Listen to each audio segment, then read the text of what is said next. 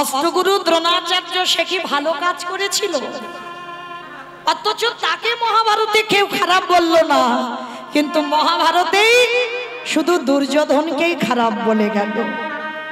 তবে মাগো, কোনদিন যখন আমি ভালো হতে পারিনি,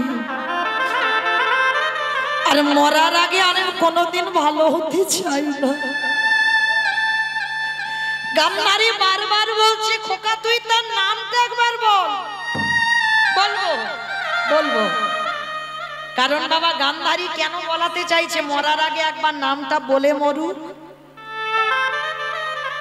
কি বাবা আপনারা তো জানেন, সেই যে রাধারানী যখন কালী পুজোয় যাচ্ছিল, আর শাশুড়ি ননদি বারবার ওই যে যোগমায়া বুড়ি মাকে বলেছিল না, যেন বউ যাচ্ছে যাক, যেন তার নাম করিস না।